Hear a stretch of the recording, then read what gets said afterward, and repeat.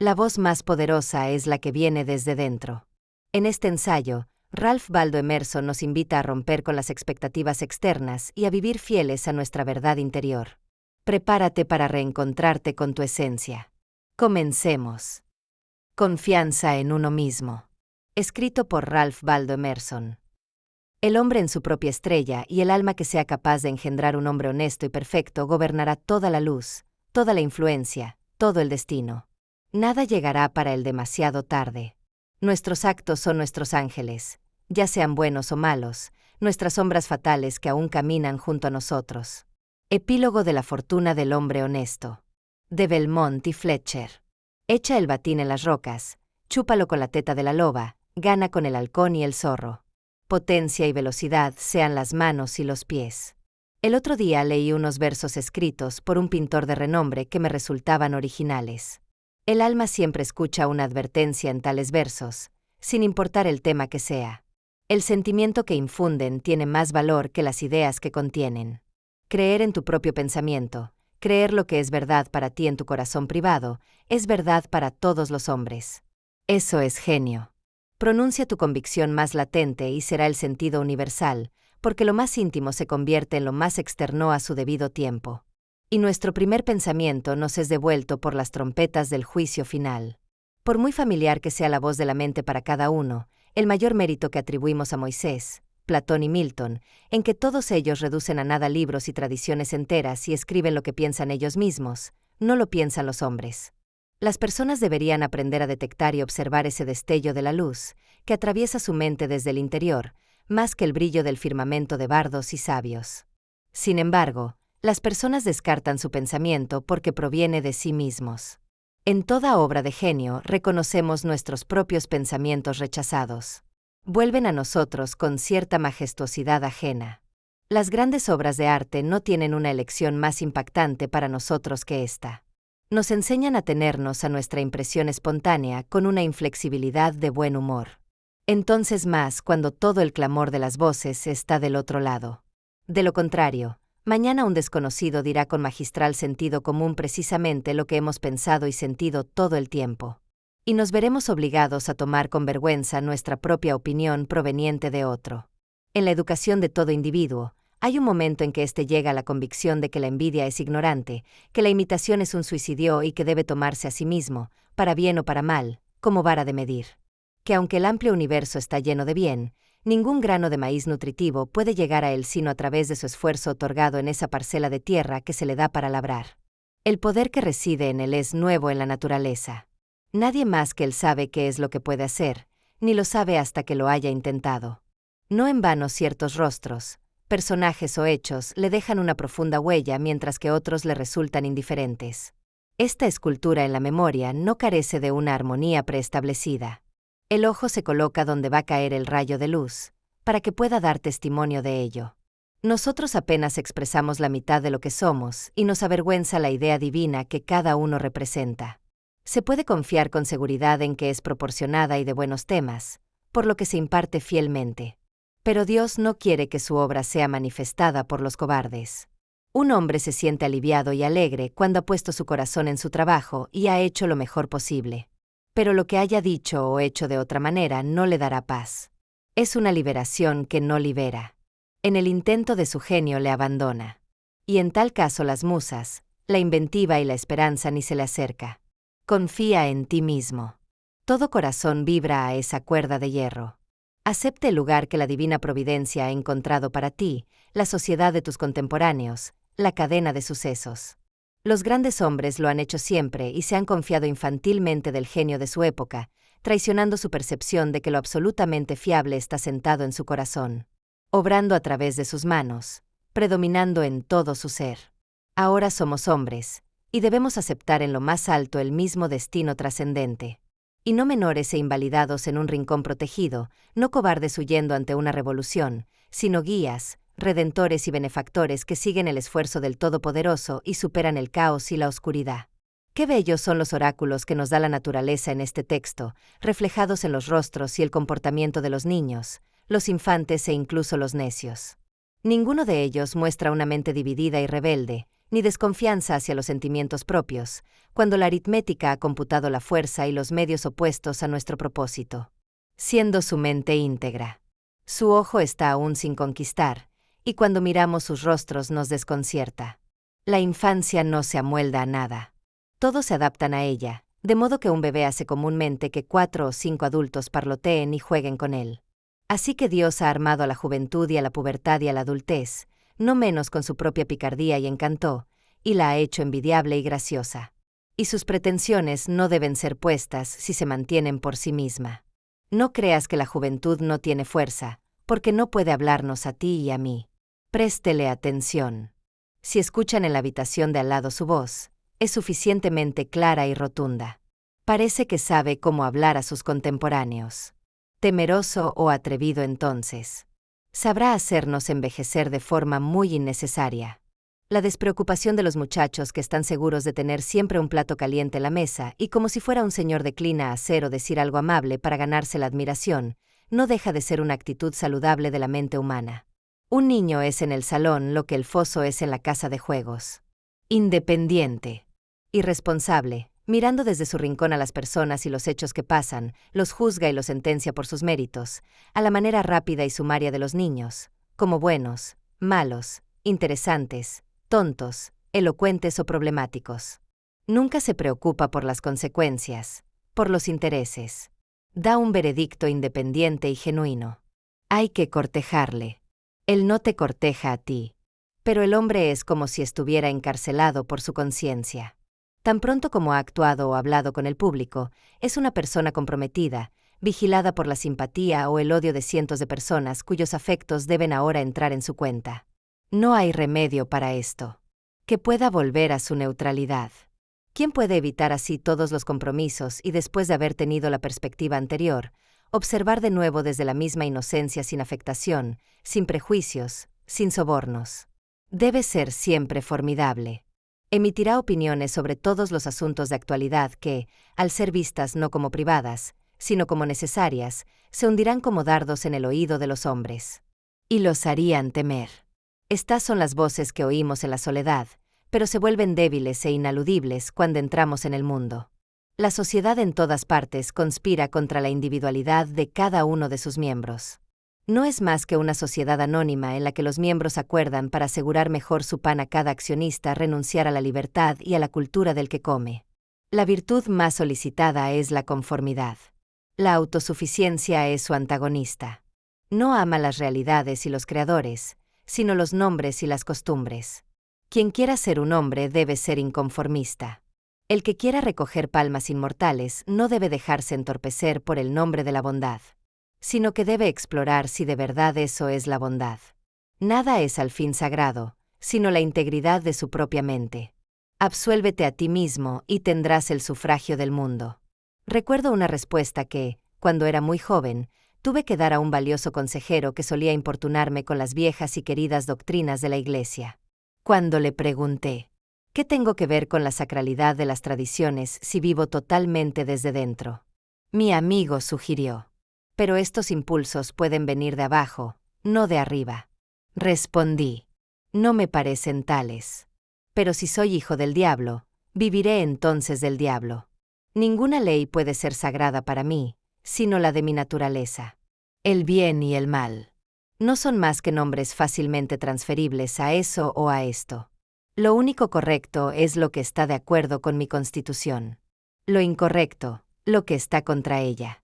Un hombre debe comportarse en presencia de toda oposición, como si todas las cosas fueran inmateriales y efímeras excepto él. Me avergüenza pensar con qué facilidad capitulamos ante las banderas y los nombres, ante las grandes sociedades y las instituciones muertas. Todos los individuos decentes y bien hablados me afectan y me influyen más de lo debido. Debería ir con rectitud y vitalidad y decir la cruda verdad en todos los sentidos. Si la malicia y la vanidad se ponen en el abrigo de la filantropía, ¿pasará eso? Si un fanático enojado asume esta generosa causa de abolición y viene a mí con sus últimas noticias de Barbados, ¿por qué no debo decirle? Dedique el amor a tus hijos, también a los leñadores del bosque. Sé bondadoso y modesto. Ten esa gracia. Y nunca barnices tu dura y poco caritativa ambición con esta increíble ternura por los negros a 1000 millas de distancia. Tu amor de lejos es despecho en casa. Semejante recibimiento sería sin duda áspero y descarnado, pero la verdad es más bella que el cariño fingido. Tu bondad debe tener alguna arista, de lo contrario no es ninguna. La doctrina del oído debe ser predicada como contrapartida de la doctrina del amor, cuando éste consiste en lloriqueos. Rehuyo del padre y de la madre, de la esposa y del hermano, cuando mi genio me llama. Yo escribiría en los intels del poste de la puerta, capricho. Espero que al final sea algo mejor que el capricho, pero no podemos pasar el día en explicaciones. Espero que no muestre la causa por la que busco o por la que excluyo la compañía. Además, no me diga, como hizo hoy un buen hombre, que es mi obligación poner a todos los pobres en una buena situación. ¿Acaso son mis pobres? Yo le digo al filántropo necio que solo a regañadientes puedo darle $1 o 1 centavo a aquellos que me pertenecen, tampoco como yo les pertenezco a ellos. Hay una clase de personas a las que, por toda afinidad espiritual, me compro y vendo. Por ellas iré a la cárcel si es necesario. Pero vuestras misceláneas de caridad popular, la educación en la Universidad de los Tontos, la construcción de casas de reunión con el vano fin al que muchos se dedican ahora, las limosnas a los impuros y las 1000 veces socorridas sociedades de socorro, aunque confieso con vergüenza que a veces sucumbo y le doy $1. Es $1 malvado que dentro de poco tendré el hombría de ahorrarme. Según la apreciación popular, las virtudes son más una excepción que una regla. Está el hombre y sus virtudes. Las personas llevan a cabo lo que se llama una buena acción, ya sea un acto de coraje o de caridad de la misma manera que pagan una multa por no haber aparecido en la exhibición diaria. Sus obras se realizan como disculpa o atenuación de su vida en el mundo.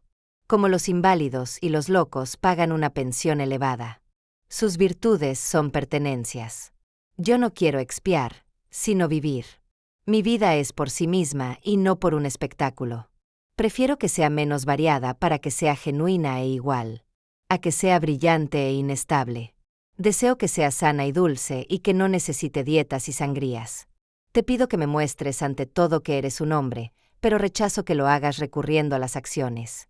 Sé que para mí es indiferente hacer o dejar de hacer aquellas acciones que se consideran excelentes. No puedo consentir en pagar por un privilegio al que tengo derecho intrínseco. Por muy o mezquinos que sean mis dones. En realidad lo soy, y no necesito para mi propia seguridad ni para la seguridad de mis semejantes ningún testimonio secundario. Lo que debo hacer es aquello que me concierne, no lo que piense la gente. Esta regla, igualmente ardua en la vida real y en la intelectual, puede servir para toda la distinción entre la grandeza y la mezquindad. Es más difícil porque siempre encontrarás a quienes creen saber mejor que tú cuál es tu deber. Es fácil en el mundo vivir según la opinión de los demás. Es fácil en la soledad vivir según la nuestra. Pero el gran hombre es aquel que en medio de la multitud mantiene con perfecta dulzura la independencia de la soledad.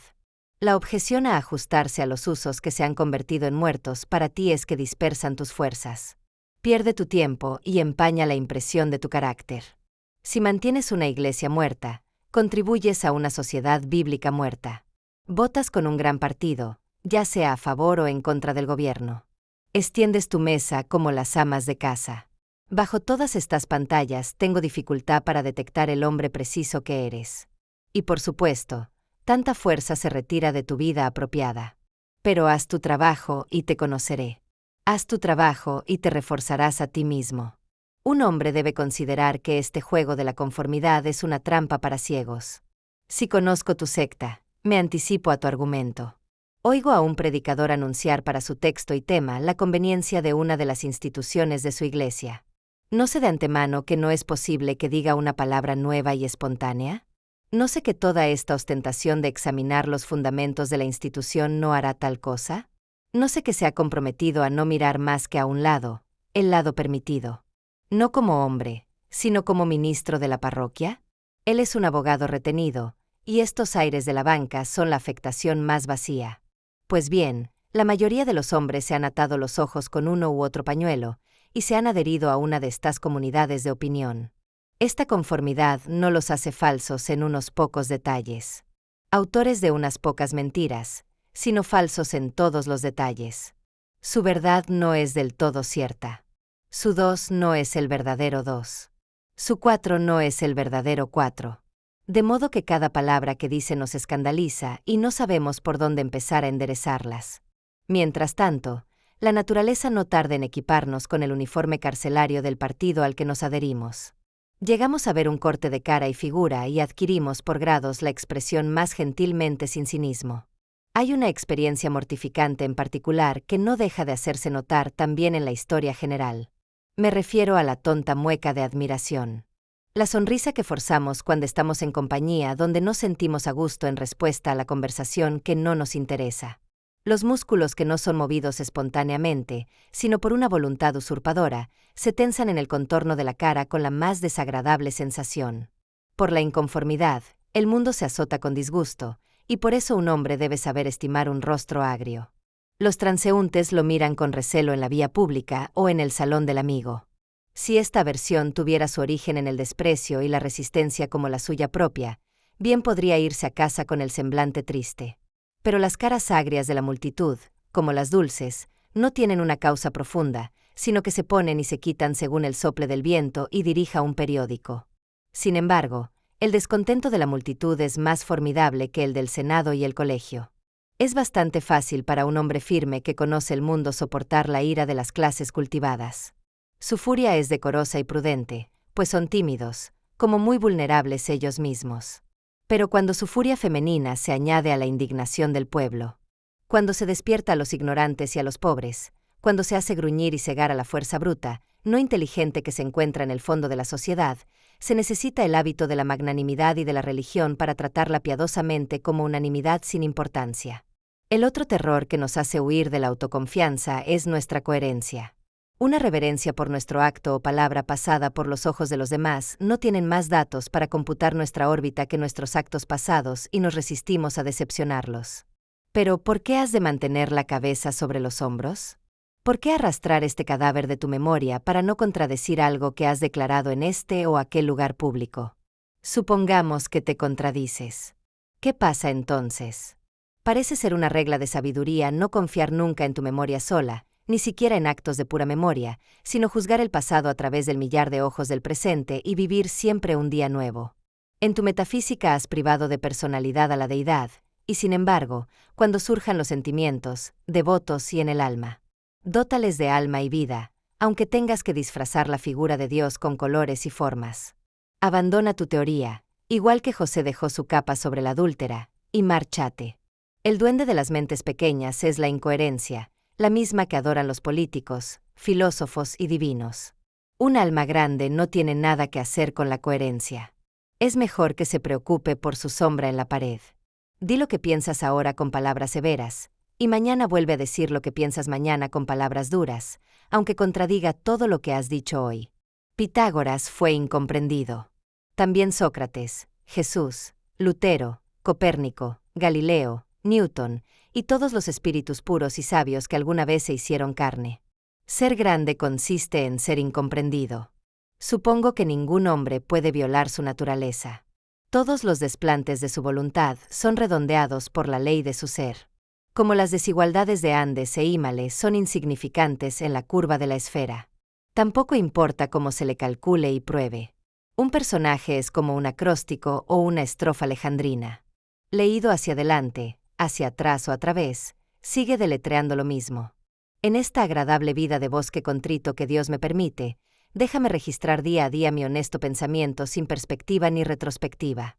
Y no puedo dudar, se encontrará simétrico, aunque no lo quiera ni lo vea.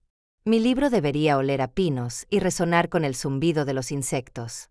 La golondrina sobre mi ventana debería entrelazar ese hilo o paja que lleva en su pico en mi red también. Pasamos por lo que somos.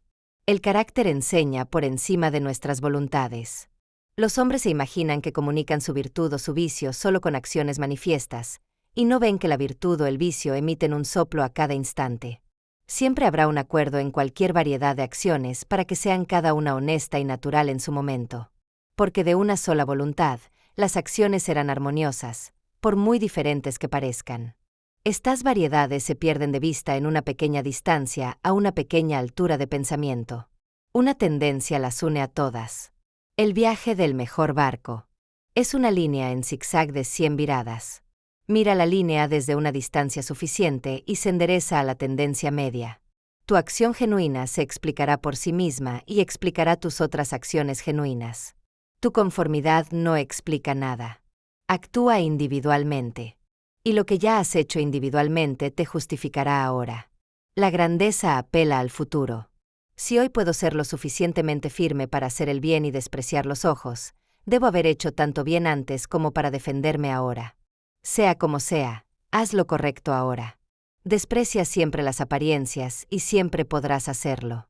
La fuerza del carácter es acumulativa.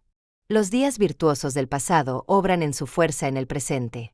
¿Qué hace la majestuosidad de los héroes del Senado y del campo que tanto llena la imaginación? La conciencia de tener detrás de sí todo un tren de memorias memorables y de victorias, días que arrojan una luz uniforme sobre aquel que viene a actuar después y al cual vigila una escolta de ángeles. Eso es lo que hace retumbar la voz de Chatham y la dignidad en el puerto de Washington. Y América en los ojos de Adams. El honor es venerable para nosotros porque es efímero. Siempre es una gran virtud antigua. Lo veneramos hoy porque no es de hoy. Lo amamos y le rendimos homenaje porque no es una trampa para nuestro amor y nuestra ofrenda, sino que depende de la persona, se deriva de ella y por eso pertenece a una casta vetusta e inmaculada. Incluso cuando se muestra en una persona joven. Espero que en estos días hayamos oído lo último sobre la conformidad y la coherencia. Dejen las palabras ridículas para las revistas y la burla. En lugar del gong de la cena, oigamos el silbido del flautín espartano. No nos inclinemos ni pidamos más disculpas. Un gran hombre viene a comer a mi casa. No deseo complacerlo, sino que él desee complacerme a mí. Me pondré aquí en defensa de la humanidad, y aunque lo haría amable, la haría verdadera. Afirmemos y reprendamos la suave mediocridad y la escuálida satisfacción de los tiempos, y lancemos a la cara de la costumbre y el comercio y la oficina el hecho que es el resultado de toda la historia. De que hay un gran pensador y agujero responsable, trabajando donde quiera que un hombre trabaje.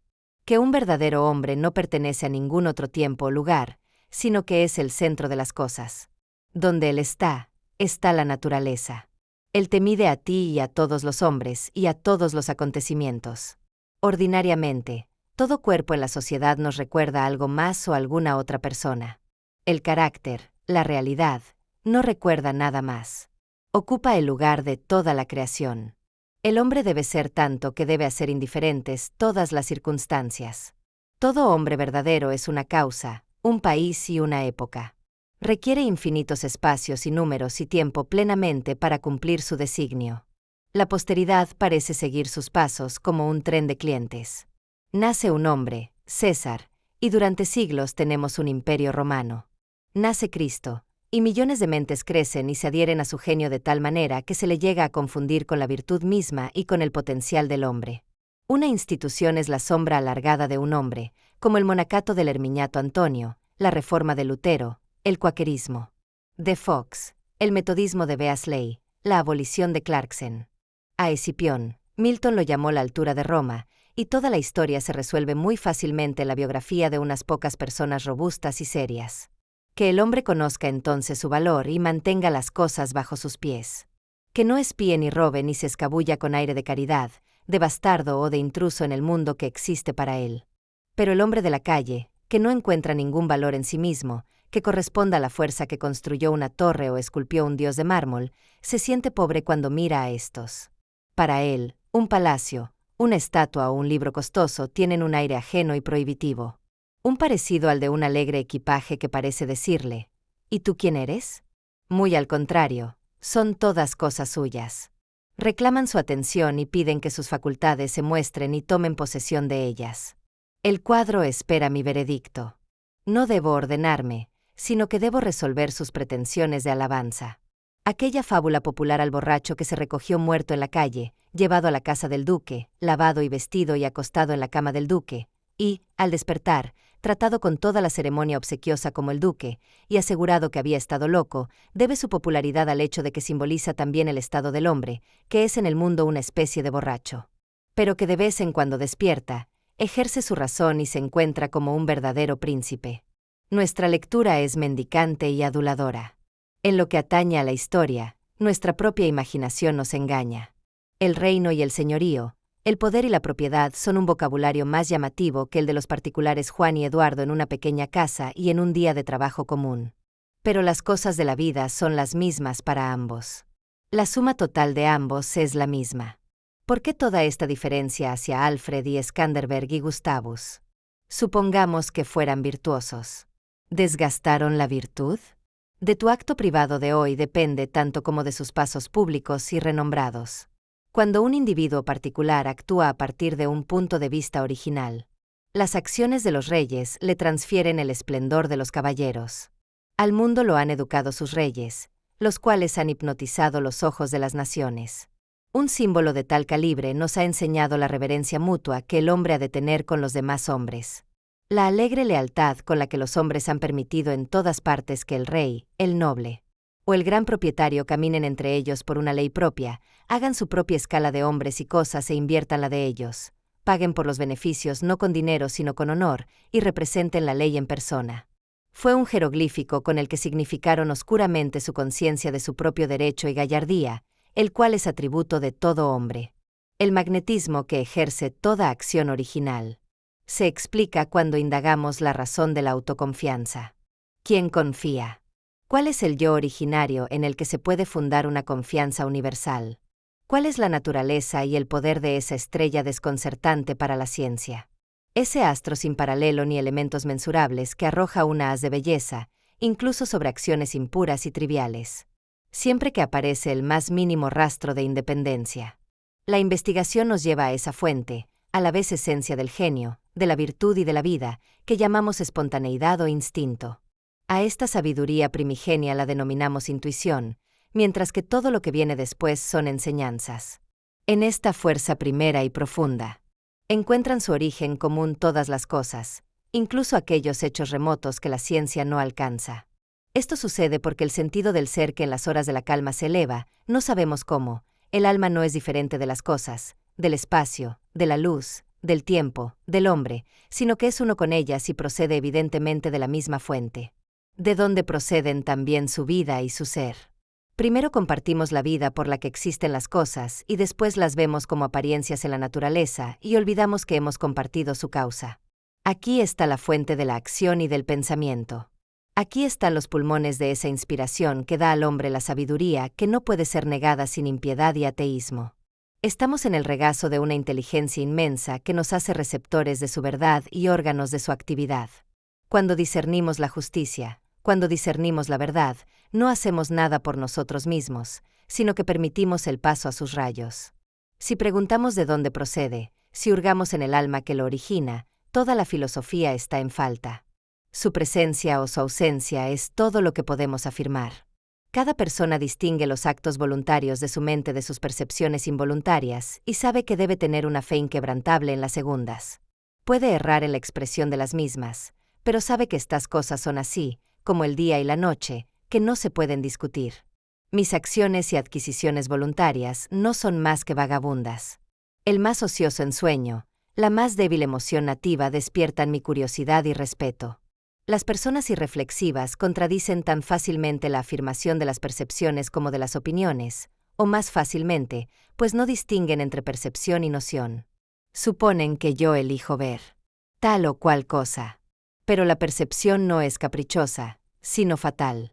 Si yo veo un rasgo, mis hijos lo verán después de mí, y con el tiempo toda la humanidad, aunque puede ser que nadie lo haya visto antes que yo. Porque mi percepción es un hecho como el sol. Las relaciones del alma con el Espíritu Divino son tan puras que es profano el tratar de interponer entre ellas ayuda de cualquier tipo. Debe ser que cuando Dios habla, comunique, no una cosa, sino todas las cosas. Llene el mundo con su voz.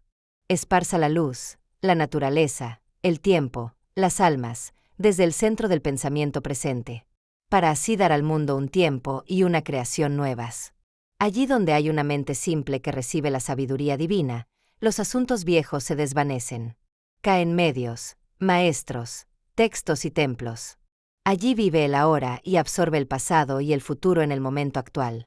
Todas las cosas que se relacionan con ella, sean de la naturaleza que sean, se tornan sagradas. La causa de las cosas disuelve a éstas. Y los milagros particulares desaparecen de un milagro universal. Así pues, Nunca creas a aquel que dice conocer a Dios y hablar con Él, pues te remonta al vocabulario de alguna vieja noción a otro mundo. ¿O es que la bellota es mejor que el roble si este es la consumación de aquella? ¿Es el padre mejor que el hijo al que ha legado su ser ya maduro? ¿Por qué pues tanta idolatría hacia el pasado? Los siglos no hacen sino conspirar contra la sensatez y la autoridad del espíritu. El tiempo y el espacio no son más que matices de color creados por el ojo, mientras que el alma es la luz. Donde llega ésta, se abre el día. Donde deja de estar, llegó la noche. Y en todo ello la historia no es más que una impertinencia y un agravio, y eso admitiendo que es algo más que una jubilosa apología o una parábola de mi ser y mi devenir. El hombre es tímido y no cesa de pedir disculpas. Ya no es recto, ni se atreve a decir, yo pienso, yo soy, sino que cita algún santo o sabio.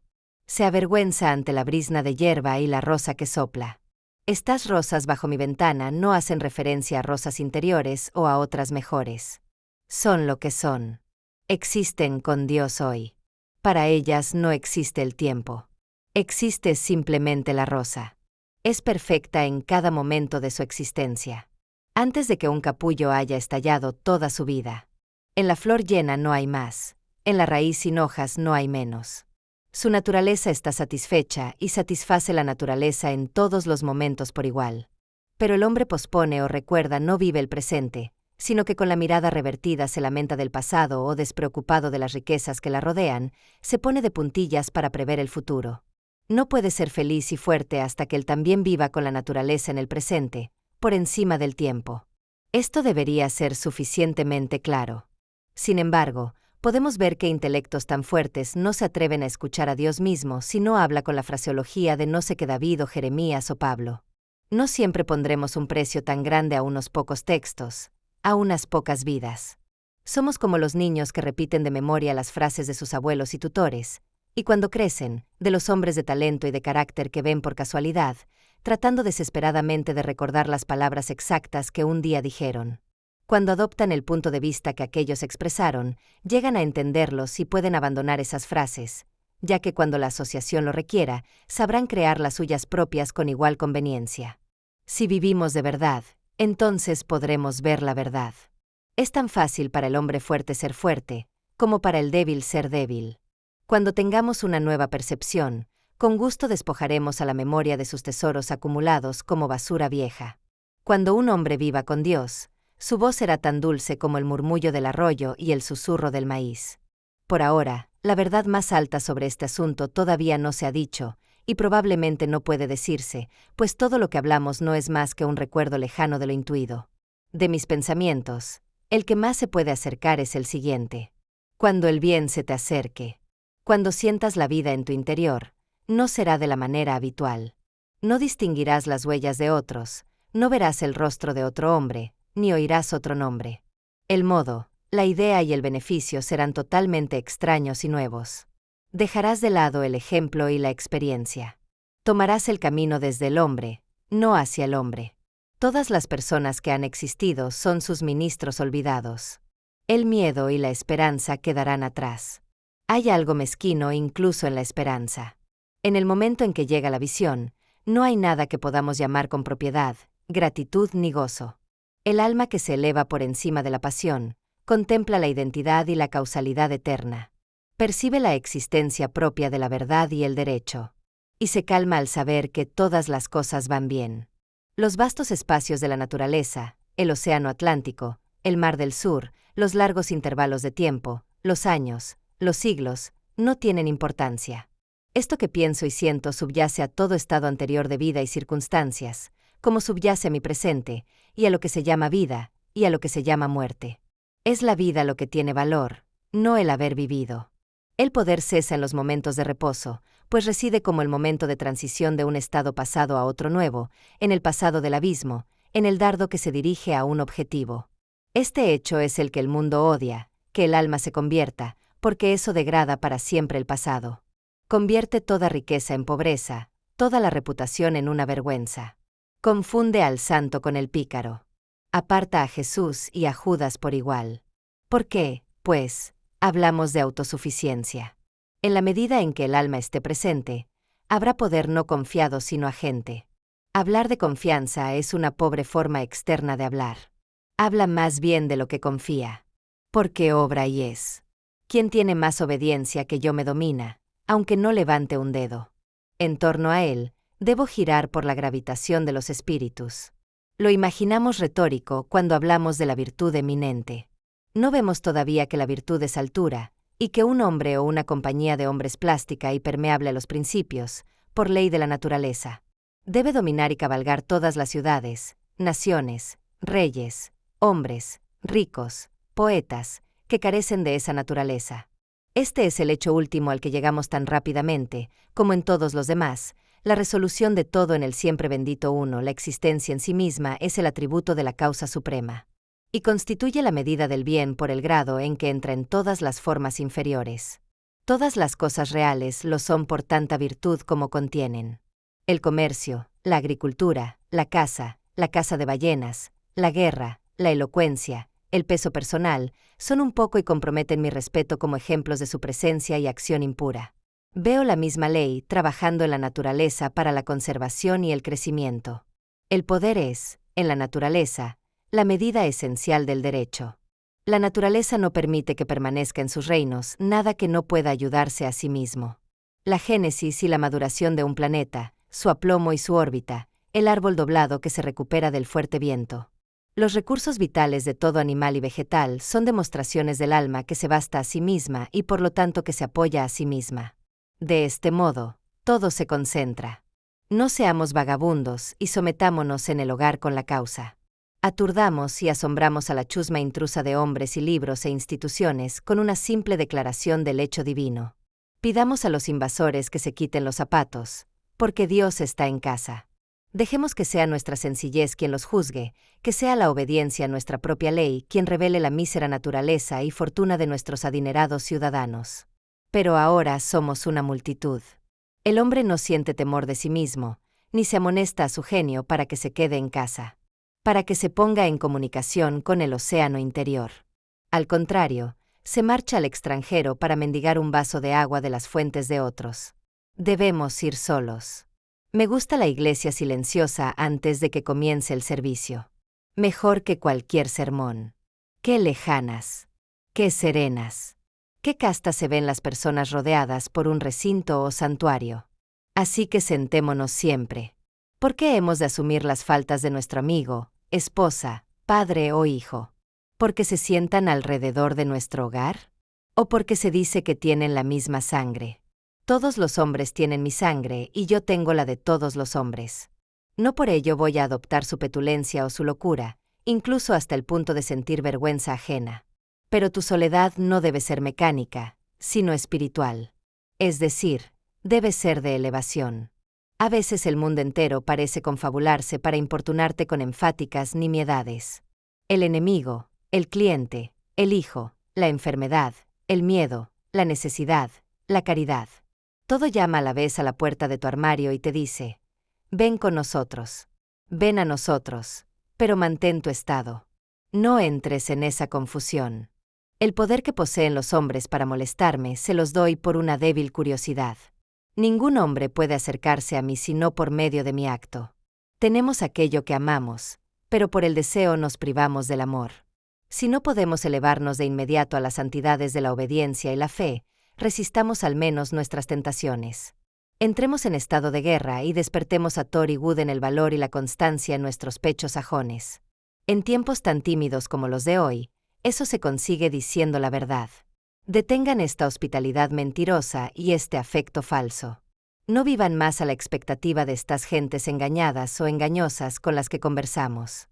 Diles: oh, padre, oh, madre, oh, esposa, oh, hermano, oh, amigo.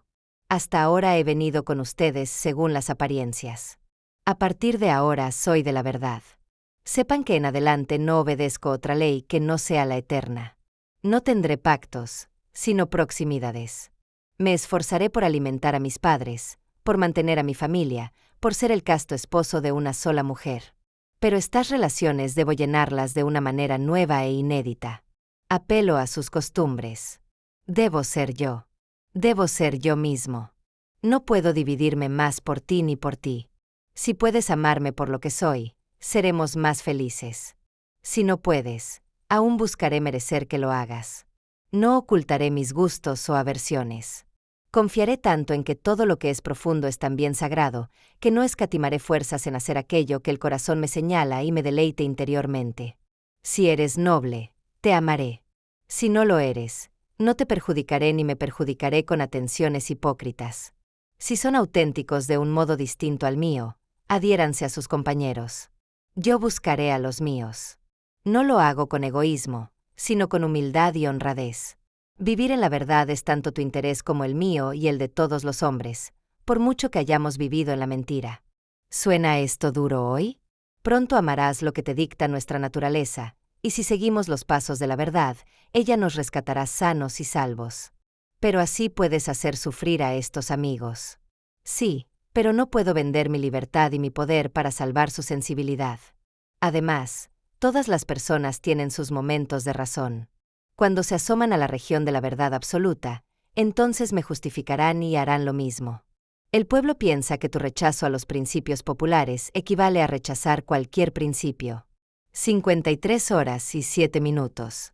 Y un mero antinomianismo. Y el sensualista audaz utilizará el nombre de la filosofía para disfrazar sus crímenes. Pero la ley de la conciencia permanece. Hay dos confesiones, en una u otra de las cuales debemos ser conducidos.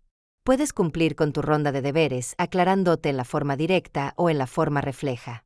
Considera si has satisfecho tus relaciones con el padre, la madre, el primo, el vecino, el pueblo, el gato y el perro, si alguno de ellos puede reprenderte. Pero también puedo descuidar esta norma refleja y absolverme a mí mismo. Tengo mis propias pretensiones severas y mi círculo perfecto. Niega el nombre de deber a muchos oficios que se llaman deberes. Pero si puedo cumplir sus deudas, me permite prescindir del código popular. Si alguien se imagina que esta ley es demasiado relajada, que cumpla un día su mandamiento. Y en verdad muestra rasgos divinos aquel que se ha desprendido de los argumentos habituales de la humanidad y se ha aventurado a confiar en sí mismo como jefe. Su corazón tiene que ser elevado, su voluntad fiel y su vista limpia para que de veras pueda erigirse en doctrina, sociedad y ley para sí mismo. Pues el propósito más simple es para el tan fuerte como la necesidad imperiosa lo es para otros. Si cualquier hombre considera los aspectos actuales de lo que se llama por distinción sociedad, verá la necesidad de esta ética. El nervio y el corazón del hombre parecen estar agotados y nos hemos convertido en timoratos y abatidos caprichosos. Tenemos miedo de la verdad, a la fortuna, a la muerte y a cada uno de nosotros mismos. Nuestra época no produce personas extraordinarias y perfectas. Queremos hombres y mujeres que renueven la vida y nuestro estado social.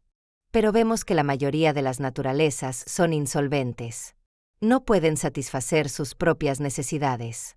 Tienen una ambición fuera de toda proporción con su fuerza práctica.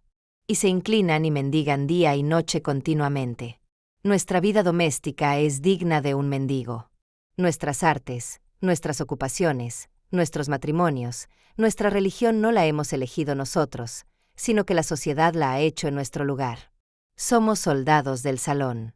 Rehusamos la ruda batalla del destino donde nace la fuerza. Si nuestros jóvenes fracasan en sus primeras empresas, se desaniman. Si el joven comerciante fracasa, los hombres dicen que está arruinado. Si transcurrido un año de haberse graduado, el mejor de nuestros cerebros universitarios no consigue que le metan en una oficina de los alrededores de Boston o Nueva York, tanto él como a sus amigos, les parecería bien justificado que éste se desmoralice y se queje durante el resto de sus días. Un muchacho robusto de New Hampshire o de Vermont que a su vez prueba todas las profesiones que se dedica a los equipos, a las granjas, a la venta ambulante, a mantener una escuela, a predicar, a editar un periódico, a ir al Congreso, a comprar un municipio y así sucesivamente en años sucesivos y que siempre como un gato. Cae de pie. Vale por 100 de esas marionetas de ciudad. Camina al ritmo de sus días y no siente vergüenza por no estudiar una profesión. Pues no supone su vida, sino que la vive ya. No tiene una oportunidad, sino cientos. Deja que un estoico explique los recursos del individuo y les diga a los hombres que no son sauces de orones, sino que pueden y deben ser independientes, que ejercitando la confianza en uno mismo surgirán poderes nuevos, que un hombre es el mundo encarnado, nacido para sanar a los pueblos, que debería avergonzarse de nuestra compasión, y que en el momento que actúa por sí mismo y arroja a la venta las leyes, los libros, el fanatismo y las costumbres. Entonces dejamos de tenerle lástima y pasamos a darle las gracias y a reverenciarle. Ese maestro restaurará el esplendor que corresponde a la vida del hombre y hará que toda la historia admire su nombre. No resulta difícil comprobar que una firme confianza en uno mismo ha de provocar una revolución en todos los oficios y relaciones de los hombres. En su religión, en su educación, en sus actividades, en sus modos de vida, en su asociación, en su propiedad y en sus reflexiones. 1. ¿A qué oraciones se entregan los hombres? Lo que llaman un oficio sagrado tiene poco de valiente y varonil. La oración mira al exterior y le pide que venga algún añadido ajeno por medio de alguna virtud ajena. Y se pierde en interminables laberintos de lo natural y lo sobrenatural, y de lo mediato y lo milagroso. Un rezo que implora una comodidad particular, cualquier cosa que no sea el bien universal, está corrompido. La oración es la contemplación de los hechos de la vida desde el punto de vista más elevado. Es el soliloquio de un alma contemplativa y jubilosa. Es el Espíritu de Dios declarando buenas sus obras. Pero la oración como medio para conseguir un fin privado es una mezquindad y un robo. Supone un dualismo y no una unidad de naturaleza y de conciencia. En cuanto el hombre sea uno con Dios, no rogará. Entonces verá la oración en toda acción. La del campesino que se arrodilla en el campo para quitar la mala hierba. O la del remero que también se arrodilla a la llamada de su timonel. Son plegarias de verdad que se puede escuchar a lo largo y ancho de toda la naturaleza, si bien en este caso buscan objetivos sencillos. En la obra Bonduca de Fletcher, cuando al personaje de Catarach le advierten que debe conocer los pensamientos del dios andante, responde: su significado oculto está en nuestros esfuerzos. Nuestros valores son nuestros mayores dioses. Otro tipo de plegarias falsas son nuestros lamentos. El descontento es la falta de confianza en uno mismo. Es la debilidad de la voluntad. Lamenta las calamidades si con ello puedes ayudar al que las sufre. Si no, atiende a tu propio trabajo y ya empieza a repararse el mal. Nuestra simpatía es igual de vil. Acudimos a los que lloran tontamente. Nos sentamos a su lado y lloramos para acompañarlos, en vez de impartirles la verdad y la salud en ásperas descargas eléctricas, poniéndolos de nuevo en comunicación con su propia razón. El secreto de la fortuna está en la alegría de nuestras manos. Bienvenido siempre a los dioses y a los hombres, es el hombre que se ayuda a sí mismo. Para él todas las puertas se abren de par en par. A él todas las lenguas saludan. Todos los honores coronan. Todos los ojos siguen con deseo. Nuestro amor se dirige a él y lo abraza porque lo necesita. Le acariciamos y celebramos solícita y disculpadamente porque se mantuvo en su camino y despreció nuestra desaprobación. Los dioses lo aman porque los hombres lo odiaron. Para el mortal perseverante, dijo Zoroastro, los benditos y mortales son rápidos. Así como las oraciones de los hombres son una enfermedad de la voluntad, los credos lo son para el intelecto. Dicen con aquellos insensatos israelitas: no permitas que Dios nos hable para que no nos muramos. Habla tú, habla cualquier hombre con nosotros y obedeceremos. En todas partes se me impide encontrar a Dios en mi hermano, porque ha cerrado las puertas de su propio templo y recita fábulas solo del Dios de su hermano o del hermano de su hermano. Cada mente nueva es una nueva clasificación.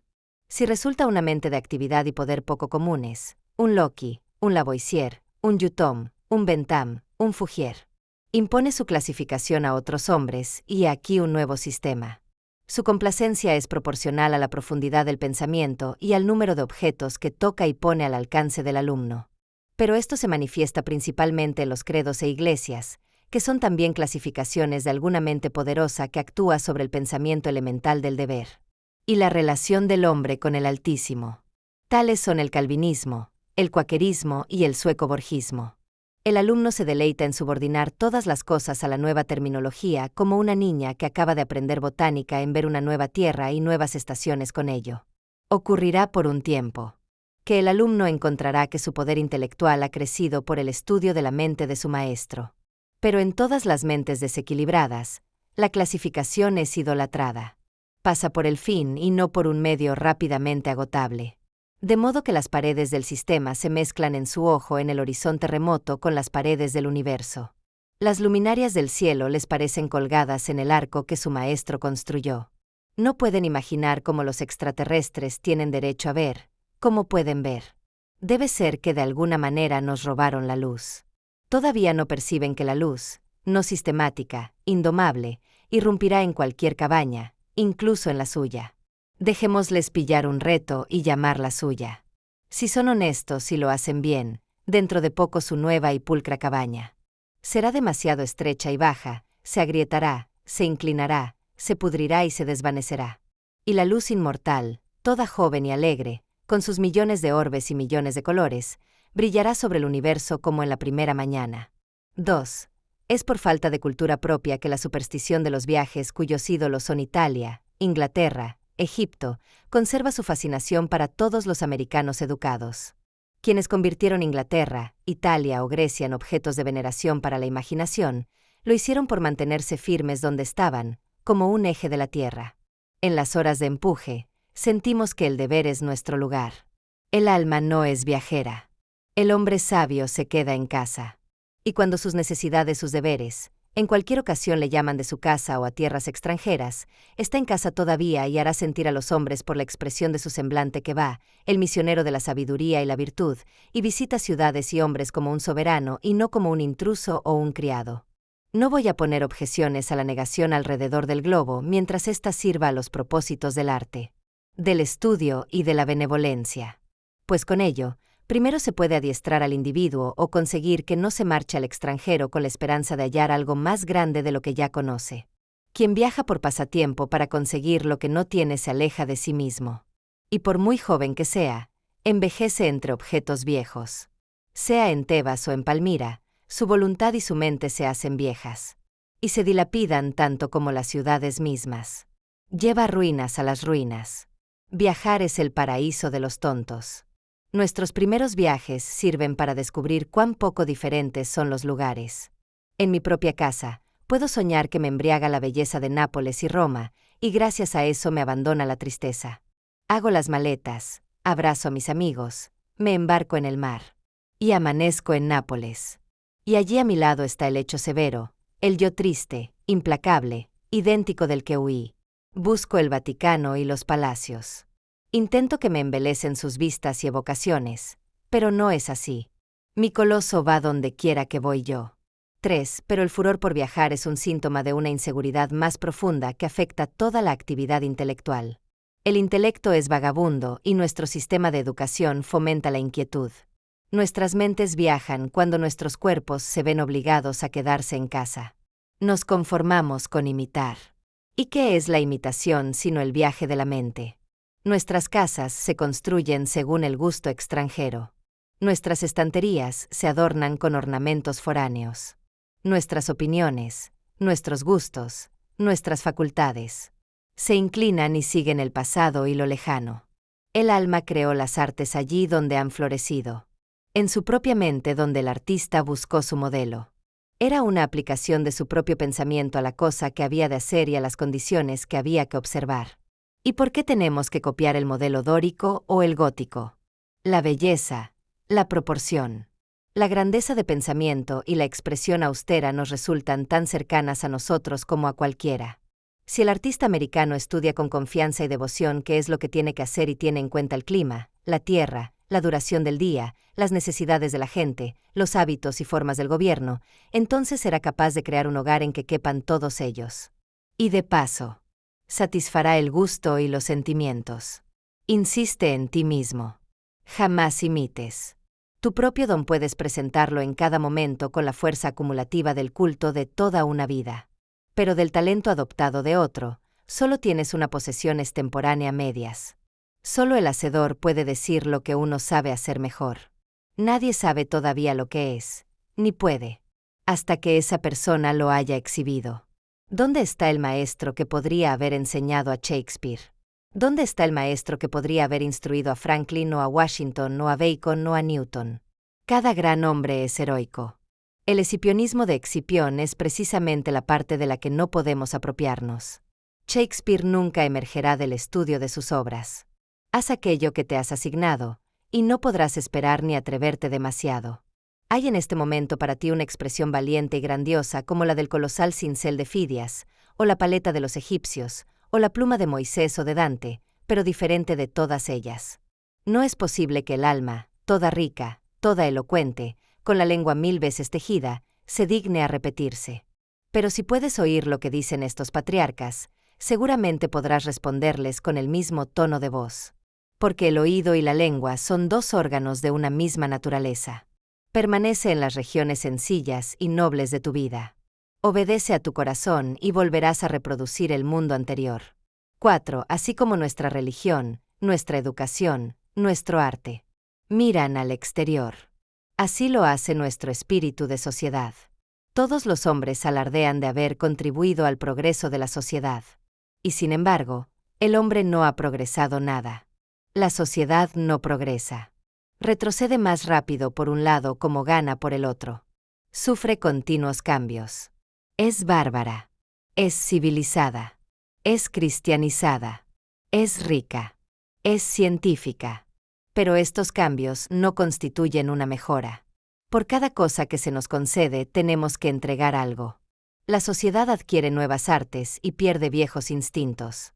¿Qué contraste entre el americano bien vestido, que lee, escribe y piensa con un reloj, un lápiz y una letra de cambio en el bolsillo, y el neozelandés desnudo, cuya propiedad es un garrote, una lanza, una estera, una 20ª parte indivisa de un cobertizo para dormir? Pero compara la salud de los 2 hombres y verás que el hombre blanco ha perdido su vigor primitivo. Si el viajero no dice la verdad, golpea al salvaje con un hacha ancha y en un día o 2 sus heridas sanarán, mientras que un golpe semejante llevará al hombre blanco directamente a la tumba. El hombre civilizado construye carruajes, pero ha abandonado el uso de sus pies. Podrá apoyarse en las muletas, pero ha perdido la potencia de los músculos. Tiene un buen reloj de Ginebra, pero ha olvidado cómo averiguar la hora valiéndose del sol. Tiene un almanaque náutico de Greenwich, y estando seguro de la información cuando la quiere, el hombre de la calle no conoce una estrella del cielo. El solsticio no lo observa. El equinoccio lo conoce igual de poco y todo el calendario luminoso del año está sin marcar en su mente. Sus cuadernos perjudican su memoria. Sus bibliotecas sobrecargan su ingenio. La oficina de seguros aumenta el número de accidentes. Y puede ser una pregunta si la maquinaria no estorba. Si no hemos perdido por el refinamiento algo de energía, por un cristianismo atrincherado en establecimientos y formas de vigor de la virtud salvaje. Porque todo estoico era un estoico, pero en la cristiandad, ¿dónde está el cristiano? No hay más desviación mayor en la ley moral que la que afecta la altura o el volumen. Hoy en día los hombres no son más grandes que los de antes. Puede observarse una extraña igualdad entre los hombres ilustres de la antigüedad y los de ahora. Ni toda la ciencia, ni el arte, ni la religión ni la filosofía del siglo XIX sirven para educar hombres más grandes que los héroes que creó Plutarco 23 o 24 siglos atrás. La raza no es progresiva en el tiempo. Poción, Sócrates, Anaxágoras, Diógenes, son grandes hombres, pero no hemos heredado de ellos ninguna clase. El que es realmente de su clase no será llamado por su nombre, sino que tiene el suyo propio y a su vez es fundador de su propia institución. Las artes y los inventos de cada época son solo su disfraz y no vigorizan a los hombres. Quizá el daño que causan las máquinas perfeccionadas compensará a sus bienes. Hudson y Verin lograron tanto en sus barcos de pesca como para asombrar a Perry y a Franklin, cuyo equipo agotó los recursos de la ciencia y el arte. Galileo, con un catalejo, descubrió una serie de fenómenos celestes más espléndidos que nadie desde entonces. Queloun encontró el nuevo mundo en un barco sin cubierta. Es curioso ver el desuso periódico y la perdición de los tiempos y de las máquinas que se introdujeron con grandes elogios algunos años o siglos antes. El gran genio vuelve al hombre esencial. Contamos las mejoras del arte de la guerra entre los triunfos de la ciencia y, sin embargo, Napoleón conquistó Europa mediante el vivac, que consistía en recurrir al valor desnudo y despojarlo de toda ayuda. El emperador mantenía que resultaba imposible formar un ejército perfecto si a los soldados no se les quitan las armas, los almacenes, los comisarios y los vehículos, y al modo romano se les entrega una ración de trigo para que lo trituren en sus manos y se hagan ellos mismos su pan. La sociedad es una ola. La ola avanza, pero el agua que la compone no lo hace. La misma partícula no sube del valle a la cresta. Su unidad es solo una apariencia. Las personas que componen una nación hoy morirán el año que viene y su experiencia con ellas. Y así, la confianza en la propiedad, incluida la confianza en los gobiernos que la protegen, es la falta de confianza en uno mismo. Los hombres han mirado lejos de sí mismos y de las cosas durante tanto tiempo que han llegado a estimar las instituciones religiosas, eruditas y civiles como defensores de la propiedad, y desprecian toda crítica hacia ellas porque lo sienten como asaltos a la propiedad. Miden el valor de las personas por lo que cada uno tiene y no por lo que cada uno es. A pesar de ello, el nuevo respeto por la naturaleza propia hace que el hombre culto sienta vergüenza de sus posesiones. Especialmente odia lo que tiene si considera que es accidental. Le llegó por herencia, o por regalo, o por delito. Entonces siente que no es tener. No le pertenece. No tiene ninguna raíz en él y simplemente está ahí porque ninguna revolución o ningún ladrón se lo quita. Pero la naturaleza del hombre consiste en adquirir constantemente, y lo que el hombre adquiere es una propiedad viva, que no esperaba la llamada de los gobernantes, ni de las turbas, ni de las revoluciones, ni del fuego, ni de la tormenta, ni de las quiebras, sino que se renueva perpetuamente allí donde el hombre respira. Tu suerte o porción de vida, dijo el Califali, va siempre detrás de ti. Así que deja de buscarla. Nuestra dependencia de estos bienes extranjeros nos lleva a un respeto servil por los números. Los partidos políticos se reúnen en numerosas convenciones. A medida que aumenta la concurrencia, los millares de ojos y brazos nuevos que saludan a cada nueva agrupación, la delegación de Essex, los demócratas de New Hampshire, los liberales de Maine, permiten que el joven patriota se sienta más fuerte que antes. De la misma manera, los reformistas convocan convenciones y votan y resuelven en multitud. Amigos míos, Dios no se acercará y habitará en vosotros por medios semejantes. En el momento en que un hombre deja de lado todo el apoyo externo, es cuando le veo fuerte y predominante. Cada vez que tiene que recurrir a su bandera se hace más débil. ¿No es mejor un hombre que un pueblo? No le pidas nada a los hombres, pues en un mundo en eterno cambio es tu columna firme la que debe aparecer como sustento de todo aquello que te rodea. El que sabe que el poder es innato, que es débil porque ha buscado el bien fuera de él y en otra parte, y así lo percibe. Se lanza sin vacilar sobre su pensamiento. Se endereza al instante. Se mantiene en posición erguida. Ordena a miembros. Hace milagros. Así como un hombre que se mantiene de pie es más fuerte que un hombre que se mantiene de cabeza. Así que usa todo lo que se llama fortuna. La mayoría de los hombres juega con ella. Y lo ganan o lo pierden todo cuando su rueda rueda. Tú has de entender que tales ganancias son ilícitas y debes desenvolverte en la causa y el efecto que son los dignatarios de Dios, trabaja y adquiere dentro de la voluntad. Así retendrás la rueda de la fortuna y no tendrás que temer sus giros. Una victoria política, un aumento de las rentas, la recuperación de tu enfermo o el regreso de tu amigo ausente, o algún otro acontecimiento favorable te levanta el ánimo. Y con buena lógica, piensas que tras ellos han de venir días propicios. No te lo creas. Nada puede traerte la paz sino tú mismo. Nada que no sea el triunfo de los principios. La verdadera libertad nace cuando confías en ti mismo. Emerson nos recuerda que la autenticidad es más valiosa que la aprobación, y que vivir desde dentro hacia afuera es el camino del alma fuerte. Gracias por escuchar. Sé tú mismo, sin miedo. Ese es el verdadero poder.